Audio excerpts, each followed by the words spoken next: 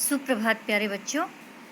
दलितेश हिंदी कक्षा में आपका एक बार फिर से स्वागत है। तो बच्चों, आज हम करने जा रहे हैं आपकी हिंदी पाठ्य पुस्तक आरोह का गद्य खंड का जो पाठ हमने किया था, पाठ 14, फणीश्वर नाथ रेणु जी का लिखा हुआ पहलवान की ढोलक। तो बच्चों, आज हम उस पहलवान की ढोलक पाठ के प्रश्न उत्तर जो हैं डिस्कस कर रहे हैं इस वीडियो में। तो बच्चों, इसका पहला जो प्रश्न है वो है कि कुश्ती के समय ढोल की आवाज़ और लुट्टन के दाव पेच में क्या तालमेल था? पाठ में आए ध्वन्यात्मक शब्द और ढोल की आवाज़ आपके मन में कैसी ध्वनि पैदा करते हैं, उन्हें शब्द दीजिए। अब पहलवान की ढोलक पाठ में आपने पढ़ा था कि लुट्टन का जो गुरु था वो और कोई व्यक्ति नहीं था, कोई मनुष्य नहीं था, बल्कि उसका ढोल था। अर्थात ढोल की आवाज़ सुन सुनकर जो है उसने कुश्ती सीखी, कसरत सीखी और दंगल में जो है उसने कई बड़े बड़े पहलवानों को हराया।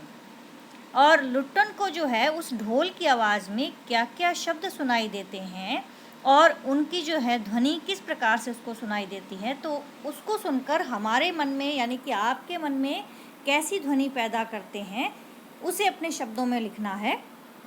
तो उत्तर है कि कुश्ती के समय ढोल की आवाज़ और लुट्टन के दाव पेच में अद्भुत सामंजस्य था, यानी कि सामंजस्य का अर्थ होता है तालमेल। तो उनके दाव पेच में यानी कि ढोल की आवाज़ बजती थी और लुट्टन के जो दाव पेच होते थे, उन दोनों के आपस में जो है एक अद्भुत सा तालमेल था, सामंजस्य था। लुट्टन को ढोल की प्रत्येक थाप पर एक नया दाव पेच जो है सुनाई देता था, यानी कि एक नया दाव पेच उसको सिखा जाती थी ढोल की आवाज़। उसमें जो है नवीन ऊर्जा और उत्साह का संचार करती थी। लुट्टन के ढोल की आवाज़ और उसकी कुश्ती के दाव पेंचों में अनोखा तालमेल था, जैसे कि आवाज़ जो थी वो थी चट धा गिड़ धा, यानी उसको सुनाई देता था इसमें आजा भिड़ जा। चट धा गिड़ धा की आवाज़ में उसको सुनाई देता था जैसे ढोल उसको कह रहा है आजा भिड़ जा। चटाक चट धा, इस जो थाप के अंदर जो है उसे सुनाई देता था उठाकर पटक दे। और तीसरे में जैसा जो है लिखा हुआ है कि चट गिड़धा में उसको सुनाई देता था मत डरना। धाक धिन्ना तिरकिट तिन्ना, धाक धिन्ना तिरकिट तिन्ना का जो है अर्थ निकलता था दाव काटो बाहर आ जाओ। और ये जो है उसने अपने जो उसका प्रतिस्पर्धी था, जो उसके प्रतिद्वंदी जो था सामने खड़ा हुआ चांद सिंह, उसको हराने में जो है उसको ये धाप जो है सुनाई देती है धाक धिन्ना तिरकिट तिन्ना। धिन्ना धिन्ना धिक धिन्ना, इसका अर्थ होता था चित करो, यानी कि सामने वाले जो पहलवान है उसको चित कर दो। तो ढोल के ये जो ध्वन्यात्मक शब्द हैं वो हमारे मन में उत्साह के संचार के साथ आनंद का संचार भी करते हैं, यानी कि उन ढोल की आवाज़ को सुनकर हमारे मन में भी एक नई ऊर्जा जो है, एक नवीन ऊर्जा जो है जागती है, एक उत्साह और उमंग का संचार करती है। ये ताल और थाप लुट्टन को पुनः नई उम्मीद देती थी और विपक्षी पहलवान के सामने खड़ा होने और उन्हें धूल चटाने का साहस देती थी। तो इस प्रकार से जो है ढोल की आवाज़ जो है उसका एक गुरु था। अगला प्रश्न है, कहानी के किस किस मोड़ पर लुट्टन के जीवन में क्या क्या परिवर्तन आए? अब कहानी जो थी पहलवान की, लुट्टन की, उसमें उसके जीवन में जो है अनेक परिवर्तन आए थे। तो सबसे पहले जो हुआ था कि बचपन में ही लुट्टन के माता पिता का देहांत हो गया था। नंबर 2 कि सास जो थी उसकी, यानी कि 9 वर्ष का जब वो था तभी उसका विवाह हो गया था। तो माता पिता की मृत्यु के पश्चात उसकी सास जो कि विधवा थी, विधवा सास के द्वारा उसका पालन पोषण किया गया और सास पर हुए अत्याचारों का बदला लेने के लिए ही उसने पहलवान बनने का निश्चय किया था। तीसरा, उन्होंने बिना गुरु के कुश्ती सीखी थी। पहलवान लुट्टन जो था उसने बिना गुरु के कुश्ती सीखी। वे ढोल को अपना गुरु मानकर हर समय जो है उसे अपने समीप रखते थे। चौथा, अल्पायु में ही उन्हें पत्नी का दुख सहना पड़ा। किसे? पहलवान लुट्टन को छोटी ही उम्र में जो तो है उसकी पत्नी जो थी वो स्वर्ग सिधार गई और 2 छोटे बच्चों का भार जो है उसे संभालना पड़ा और उन्हें भी लुट्टन ने पहलवानी के दांवपेच सिखाए।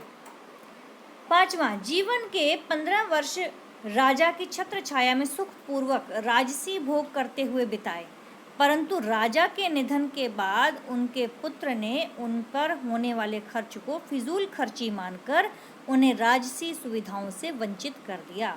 यानी कि उन्हें जो है उस राजभवन से निकाल दिया, क्योंकि उन्हें लगता था कि इस पहलवान को खिलाना पिलाना जो है ये इसके ऊपर फिजूल खर्ची करना है।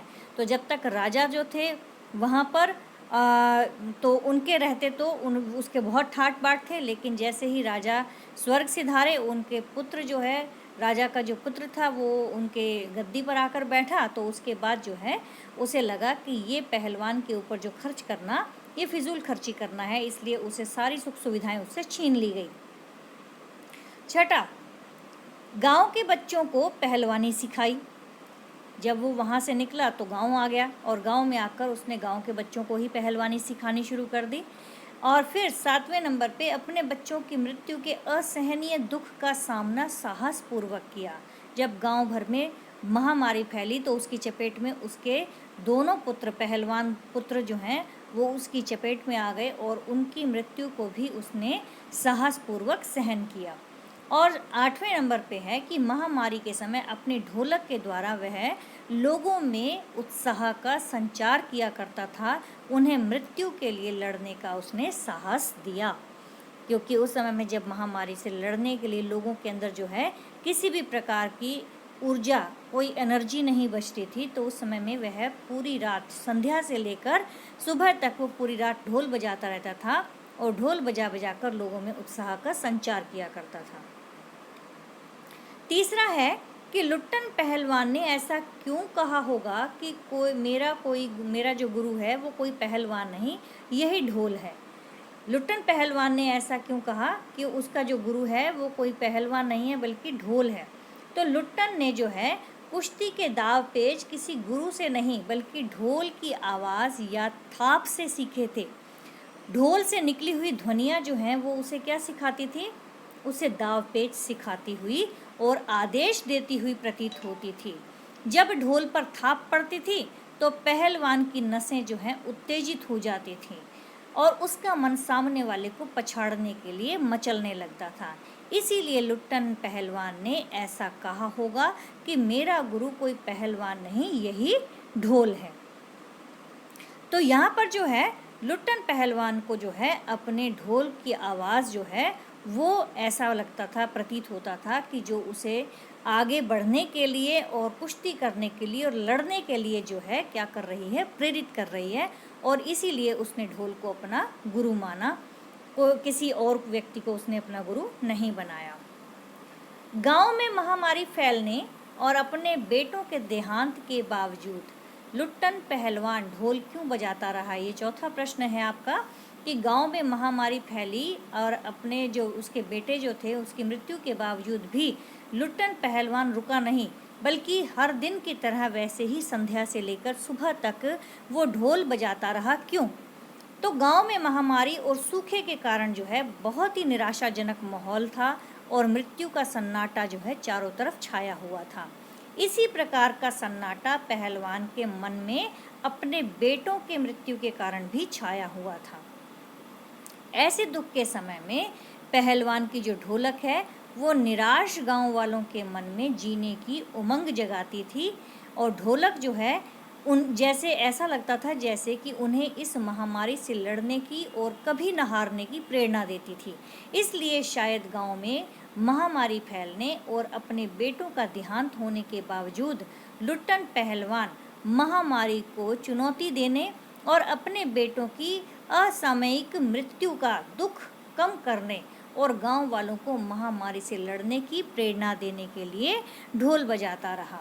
ऐसा लगता था कि जैसे कि वह ढोल जो है वो उस लुट्टन पहलवान को जो है एक महामारी से लड़ने की चुनौती दे रहा है और उसके बेटों की जो कि असमय ही मृत्यु हो गई थी और ऐसी छोटी उम्र में उनकी मृत्यु हो जाने का दुख कम करने के लिए और गांव में जो महामारी फैली थी उससे बाकी लोगों को भी जो है उस लड़ने की प्रेरणा मिले, इसलिए वह अपनी ढोल को जो है लगातार बजाता चला जा रहा था। तो ढोलक की जो आवाज़ का पूरे गांव पर क्या असर होता था, यानी कि जब पहलवान ढोल बजाता था तो उस ढोल की आवाज़ का पूरे गांव पर क्या असर होता था। तो उस ढोल की जो आवाज़ में रात की विभीषिका और दुख का सन्नाटा कम होता था। ऐसा लगता था ना कि जैसे रात में चारों तरफ क्या हो जाता है, सन्नाटा छा जाता है, चारों तरफ जो है एकदम चुप हो जाती है, हर कोई अपने अपने घरों में सोया होता है। लेकिन उस समय का जो महामारी का जो प्रकोप था वो ऐसा भयानक था, ऐसा भयावह था कि हर किसी को यही डर था कि जाने कल कौन किस की मृत्यु हो जाए, कुछ कहा नहीं जा सकता। तो ढोल की आवाज़ जो थी वो रात के समय जब बजती थी तो ऐसा लगता था कि जैसे कोई उनके साथ है, कोई इस मुश्किल घड़ी में भी जो है उनके साथ खड़ा हुआ है। तो रात की जो विभीषिका थी, विभीषिका का अर्थ होता है भयानकता, कि रात के समय की जो भयानकता और दुख का जो सन्नाटा जो था वो उससे कम होता था। महामारी से पीड़ित लोगों की नसों में बिजली सी दौड़ जाती थी। मतलब वो जब किसी मृत्युशैया पर पड़े हैं लेकिन फिर भी ढोल की आवाज़ से उनको ऐसा लगता था जैसे कि दंगल का माहौल बना हुआ है और पहलवान जो हैं लड़ रहे हैं, और उस जो एक उत्साह, जो एक शरीर के अंदर जो एक ऊर्जा होती है वो उनके अंदर भर जाती थी। तो महामारी से जो पीड़ित लोग थे उनकी नसों में भी एक बिजली सी दौड़ जाती थी, उनको उनकी आंखों के सामने दंगल का दृश्य साकार हो जाता था। ऐसा लगता था जैसे उनके सामने कि अखाड़ा है और पहलवान लड़ रहे हैं। वे मानो मृत्यु अथवा बीमारी रूपी शत्रु से लड़ने के लिए तत्पर हो जाते और अपनी पीड़ा भूलकर खुशी खुशी मौत का सामना करते थे। इस प्रकार ढोल की आवाज़ जो थी वो मृत प्राय गांव वालों की नसों में संजीवनी भरकर उन्हें महामारी से लड़ने की प्रेरणा देती थी। तो ढोल की जो आवाज़ थी वो क्या करती थी, मृत प्राय का मतलब होता है जो लगभग मृत्यु को प्राप्त होने वाले हैं, ऐसे लोगों की नसों में, शरीर की जो है नसों के अंदर एक संजीवनी शक्ति का जो है संचार करती थी और उन्हें उस महामारी, उस बीमारी से लड़ने की प्रेरणा देती थी। महामारी फैलने के बाद गांव में सूर्योदय और सूर्यास्त के दृश्य में क्या अंतर होता था। जब सूर्योदय होता था तब क्या होता था कि महामारी फैलने के बाद गांव में सूर्योदय और सूर्यास्त के दृश्य में बड़ा अंतर होता था। सूर्योदय के समय यानी कि जब सूर्य उदय होता है, कि सूर्य जब उगता है तो सूर्य उदय के समय बड़ा ही कोलाहल, हाहाकार और हृदय विदारक रुदन के बावजूद भी लोगों के चेहरे पर जीवन की चमक होती थी। दिन निकलता है तो ऐसा लगता है चारों तरफ चहल पहल हो जाती है ना, और रात के अंदर जो है सन्नाटे के अंदर हर कोई अपने अपने घरों में रहता है, इसी कारण से वहाँ जो है शांति छाई रहती है। तो जब सूर्योदय होता था तो ये तो ज़रूर होता था कि चारों तरफ शोर मच रहा है, हाहाकार मच रही है, कि किसी घर में जो है किसी की मृत्यु हो गई है तो लोग उसके साथ जा रहे हैं और बड़ा ही रोने धोने की आवाज़ें जो हैं आया करती थी। लेकिन बावजूद उसके लोगों के चेहरों पर जो है कहीं ना कहीं एक जीवन की चमक बाकी थी। लोग एक दूसरे को सांत्वना बंधाते रहते थे। सांत्वना का अर्थ क्या होता है, धीरज बंधाना, और एक दूसरे के दुख में शामिल होते थे। लेकिन जैसे ही सूर्यास्त होता था, सूर्यास्त होते ही सारा परिदृश्य बदल जाता था। लोग अपने घरों में दुबक कर जो है बैठ जाते थे, छुप कर बैठ जाते थे, और तब वे चूं भी नहीं करते थे, और यहाँ तक कि माताएं अपने दम तोड़ते पुत्र को बेटा कहकर अंतिम विदाई भी नहीं दे पाती थी। ऐसे समय में केवल पहलवान की ढोलक की आवाज़ जो है वो सुनाई देती थी, जैसे वह महामारी को चुनौती दे रही हो। अगला प्रश्न है कि कुश्ती या दंगल पहले लोगों और राजाओं का प्रिय शौक हुआ करता था। शौक होता था, लोग जो है पसंद करते थे, क्योंकि उस समय में मनोरंजन का साधन तो था नहीं, तो लोग और राजा लोग जो हैं उनका एक प्रिय शगल था, ये शौक था उनको। पहलवानों को राजा एवं लोगों के द्वारा विशेष सम्मान दिया जाता। तो ऐसी स्थिति अब क्यों नहीं है? प्रश्न पूछा गया कि ऐसी स्थिति जो है अब क्यों नहीं है कि उसी प्रकार से कुश्ती या दंगल जो है वो लोगों का प्रिय खेल रहे। तो कहते हैं पहले मनोरंजन के नवीनतम साधन जो है अधिक न होने के कारण कुश्ती को मनोरंजन का अच्छा साधन माना जाता था। इसलिए राजा महाराजा जो थे वो कुश्ती के दंगलों का आयोजन करते रहते थे, और जैसे जैसे मनोरंजन के नवीन साधनों का चलन बढ़ता गया वैसे वैसे कुश्ती की लोकप्रियता भी घटती गई, और फिर पहले की तरह राजा महाराजा भी नहीं रहे जो इस तरह के बड़े बड़े दंगलों का आयोजन कर सकें। तो अब पहले वाली जो है परंपराएं अब नहीं है। सभी लोग जो हैं नए नए साधनों के साथ जो है खेल खेलना पसंद करते हैं। वीडियो गेम है, मोबाइल फ़ोन है, इंटरनेट है, ये चीज़ें जो हैं आज हमारे जीवन का एक लोगों के मनोरंजन का एक साधन बन गई हैं। तो अगला प्रश्न जो है इसमें पूछा गया है दूसरा कि इसकी जगह अब किन खेलों ने ले ली है। तो किन खेलों ने ले लिया? आज कुश्ती के स्थान पर आधुनिक खेल आ गए हैं। क्रिकेट है, फुटबॉल है, टेनिस है, और भी कई खेल जो हैं ऐसे हैं जिन्होंने इसका स्थान आज ले लिया है। यानी कि लोग मैदानों में जाते तो हैं खेल देखने के लिए, लेकिन वो आधुनिक खेल देखते हैं, जैसे क्रिकेट है, फुटबॉल है, टेबल टेनिस है, बैडमिंटन है। इस तरह के खेलों ने जो है ये स्थान ले लिया है। इसका तीसरा प्रश्न है कि कुश्ती को फिर से प्रिय खेल बनाने के लिए क्या क्या कार्य किए जा सकते हैं। यानी कि कुश्ती एक बार फिर से लोगों के लिए मनोरंजन का साधन बने और लोगों का लोकप्रिय खेल बने, इसके लिए हम क्या कर सकते हैं? कुश्ती को फिर से लोकप्रिय बनाने के लिए हमें एक बार फिर से कुश्ती के दंगल आयोजनों पर बल देना होगा। पहलवानों को उचित प्रशिक्षण, उनके खान पीन का उचित ख्याल, खिलाड़ियों को उचित धनराशि, नौकरी में वरीयता मतलब उनको सबसे पहले जो है श्रेष्ठता, उनको सबसे पहला जो एक स्थान दिया जाए, खेल का मीडिया में अधिक से अधिक प्रचार प्रसार आदि कुछ उपाय किए जा सकते हैं। तो इस प्रकार से हम कुश्ती जैसे जो खेल हैं उनको लोकप्रिय फिर से बना सकते हैं। अगला प्रश्न है, आशय स्पष्ट कीजिए कि आकाश से टूटकर यदि कोई भावुक तारा पृथ्वी पर जाना भी चाहता तो उसकी ज्योति और शक्ति रास्ते में ही शेष हो जाती थी। अन्य तारे उसकी भावुकता अथवा असफलता पर खिलखिलाकर हंस पड़ते थे। इन पंक्तियों का आशय स्पष्ट करना है। तो इन पंक्तियों का अर्थ क्या है कि प्रस्तुत पंक्ति का आशय लोगों के असहनीय दुख से है। टूटते तारे के माध्यम से लेखक कहना चाहता है कि अकाल और महामारी से जो त्रस्त गांव वालों की पीड़ा को दूर करने वाला कोई नहीं था। यानी उस समय में जो एक मंजर था, एक दृश्य जो था, वो था एक अकाल का और महामारी का। तो उन दोनों चीज़ों से पीड़ित जो गांव वाले थे उनकी पीड़ा को दूर करने वाला कोई भी व्यक्ति नहीं था। प्रकृति भी गांव वालों के दुख से दुखी थी। आकाश से टूटकर यदि कोई भावुक तारा पृथ्वी पर आना भी चाहता तो उसकी ज्योति और शक्ति रास्ते में ही शेष हो जाती थी। यानी लेखक के कहने का तात्पर्य ये है कि स्थिर तारे चमकते हुए प्रतीत होते हैं और टूटा हुआ तारा क्या हो जाता है? समाप्त हो जाता है। यानी कि आकाश में जो टिमटिमाते तारे हैं वो तो एक जगह पर चमकते हुए दिखाई देते हैं, लेकिन अगर कोई तारा टूटता हुआ दिखाई देता है तो बीच रास्ते में ही वो क्या हो जाता है? अदृश्य हो जाता है, समाप्त हो जाता है। तो तारों की शक्ति का तार्किक एवं मानवीय रूप से उल्लेख किया गया है कि तारों की शक्ति जो है आसमान में अगर रह रहे हैं तो टिमटिमा रहे हैं, चमक रहे हैं, लेकिन अगर वो गिर जाते हैं टूटकर तो वो रास्ते में समाप्त हो जाते हैं। तो ऐसे हालात उस समय में गांव के लोगों के हुए थे। अगला प्रश्न है कि पाठ में अनेक स्थलों पर प्रकृति का मानवीकरण किया गया है। पाठ में से ऐसे अंश चुनिए और उनका आशय स्पष्ट कीजिए। मानवीकरण का अर्थ क्या होता है? आपने मानवीकरण अलंकार पढ़ा हुआ है कि जब एक जड़ में चेतन की अवस्था को जागृत कर दिया जाता है। तो हमारी प्रकृति जड़ है, ठीक है, और इस जड़ में चेतन की जो अवस्था है वो एक मनुष्य का रूप देकर जो है उसके साथ जो है उसकी तुलना कर दी जाती है।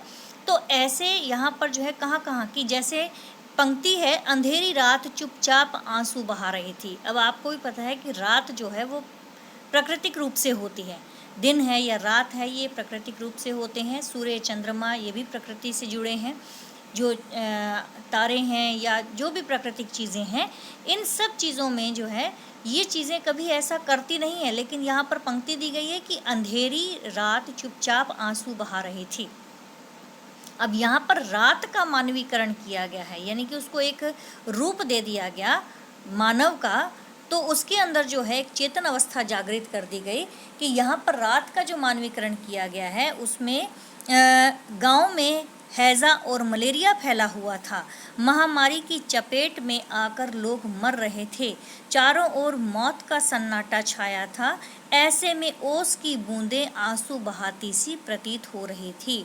रात्रि में क्या होता है, रात को जैसे जब जाड़े के दिन होते हैं यानी कि सर्दी के का मौसम होता है, तो सर्दियों में रात को जो है ओस गिरती है, यानी कि धूल मिट्टी जो ओस की बूंदें होती हैं वो जो है आपको पेड़ पौधों पर दिखाई देती हैं।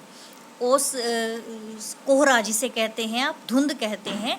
तो बादलों की जो बीच में से जो है पानी की बूंदें टपकती हुई वो किस पर आ जाती हैं, पेड़ पौधों के ऊपर आ जाती हैं। चारों तरफ कोहरा छाने से क्या हो जाता है कि आपको धीमे धीमे से बूंदाबांदी सी होती दिखाई देती है।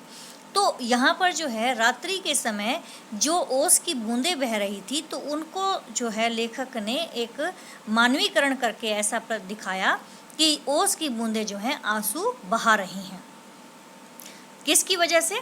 क्योंकि गांव के अंदर जो महामारी फैली है उसकी वजह से जो चारों ओर सन्नाटा छाया है उससे ओस की बूंदें जो हैं वो आंसू बहाती प्रतीत हो रही थी। दूसरा है अन्य तारे। अन्य तारे, यहाँ पर जो है अन्य तारे उसकी भावुकता और असफलता पर जो है खिलखिलाकर हंस पड़ते थे। अब इसका अर्थ क्या हुआ, यहाँ पर तारों को हंसता हुआ दिखाकर क्या किया गया है, तारों का मानवीकरण किया गया है। यहाँ पर तारे जो है मजाक उड़ाते हुए प्रतीत हो रहे हैं। ऐसा लगता है कि जैसे वो तारा कौन है, वो लोग हैं जो कि मर रहे हैं और दूसरे लोग जो हैं उनका मजाक उड़ाते हुए दिखाई दे रहे हैं, कि जैसे कि वो जो है अपने जीवन को संभाल पाने में या जीवन को सुरक्षित रख पाने में क्या है, असफल हो गए हैं। तो ऐसा लगता है जैसे तारे जो है मजाक उड़ा रहे हैं। 10वां प्रश्न है कि पाठ में मलेरिया और हैजे से पीड़ित गांव की दयनीय स्थिति को चित्रित किया गया है। आप ऐसी किसी अन्य आपदा स्थिति की कल्पना करें और लिखें कि आप ऐसी स्थिति का सामना कैसे करेंगे। आज भी हमारे सामने स्थिति बनी हुई है और वो स्थिति कौन सी है? ऐसी ही एक ये आपदा ही है जो कि महामारी कोरोना जो है हमारे बीच आ पहुंची है। तो इस कोरोना जैसी महामारी से हम लोग जो है किस प्रकार निपट रहे हैं, इसके विषय में आप लिख सकते हैं कि पाठ के अंदर जो है उस समय में मलेरिया और हैजे जैसी बीमारियां जो थी ये महामारी का रूप ले लेती थी, क्योंकि इसका इलाज नहीं था और गांव के अंदर तो बिल्कुल नहीं होता था क्योंकि डॉक्टर नहीं होते थे गांव में। तो उस समय में गांव की जो स्थिति होती थी बहुत ही दयनीय होती थी, पूरा का पूरा गांव इसकी चपेट में आ जाता था। आजकल जो महामारियां फैल रही हैं वो है मलेरिया और डेंगू जैसी। मलेरिया का तो इलाज फिर भी मिल गया है, लेकिन और डेंगू का भी मिल गया है, और लेकिन जो हाल ही में जो बीमारी इस समय में आई हुई है वो है कोरोना की। और जो सबसे बड़ी महामारी है जो कि पूरे विश्व को अपने चपेट में लिए हुए है, इस पूरे विश्व से जो है अपने शिकंजे में उसने कस लिया है। तो ऐसी स्थिति में निपटने के लिए आप जो है क्या प्रयास कर सकते हैं, ये आप प्रश्न अपने आप से लिखने का प्रयास कीजिएगा। इस पाठ के अंदर जो है केवल मलेरिया और डेंगू जैसी बीमारी ने जो है आम जनता को अपने शिकंजे में कस लिया है, उससे निपटने के उपाय बताए गए हैं कि लोगों को इन बीमारियों से लड़ने के लिए जागरूक या जागृत करना चाहूँगा मैं, और इन बीमारियों से पीड़ित लोगों को उचित इलाज करवाने की सलाह दूंगा, स्वच्छता अभियान में सहायता करूंगा। सेम यही चीज़ें जो हैं महामारी कोरोना से भी बचने के लिए होगा कि उससे लड़ने के लिए, बीमारी से लड़ने के लिए किस प्रकार से आप लोगों को जागरूक कर सकते हैं कि हर समय आप हाथ धोएं और जब भी कभी बाहर से आएँ तो 20 सेकंड के लिए लगभग हाथ धोएं, मुंह पर मास्क लगा कर रखें और किसी से भी बात करते हुए कम से कम 2 गज की दूरी बनाए रखें, और कहीं पर भी सांस्कृतिक कार्यक्रमों में जाना हो तो उसको अवॉइड करें तो बहुत अच्छा रहेगा। उसमें न जाना ही आपके लिए बेहतर रहेगा, आपके परिवार के लिए बेहतर रहेगा। किसी भी स्थान को छुएं नहीं कहीं जाएं तो, और हाथ ना मिलाएं बल्कि अभिवादन भी करें तो नमस्कार करके हाथ जोड़कर अभिवादन करें जिस किसी से भी मिलें। आपने आसपास में किसी को कोई ऐसी बीमारी से पीड़ित है तो उनके आसपास जो है जाना भी जो है आप अवॉइड कर सकते हैं। लोगों को जागरूक कर सकते हैं, अपने आसपास के लोगों को बता सकते हैं कि इस बीमारी को से जो है आप किस तरह से निपट सकते हैं, और लोगों को भी आप इसके लिए जो है जागृत कर सकते हैं। तो बच्चों, ये पाठ है आप लोगों का पहलवान की ढोलक, और आशा करती हूँ कि आप सबको ये पाठ ज़रूर समझ में आया होगा। और सभी बच्चे जो हैं आप अपने अपने नोटबुक में इन प्रश्नों को लिख लीजिए और साथ ही याद कर लीजिए। और अगली वीडियो में जो है मैं अगले पाठ को पढ़ाऊँगी आपको, और तब तक के लिए मैं आपसे विदा लेती हूँ। इस चैनल को अपने इस चैनल को ज़रूर सब्सक्राइब करें, और साथ ही शेयर करना भी ना भूलें, ताकि और बच्चों को भी इस पाठ के प्रश्नोत्तर मिल सकें और उनको भी इसके विषय में पता चल सके, और साथ में उनको हेल्प भी मिल सके। तो मिलते हैं बच्चों अगली वीडियो में अगले पाठ के साथ। तब तक के लिए धन्यवाद।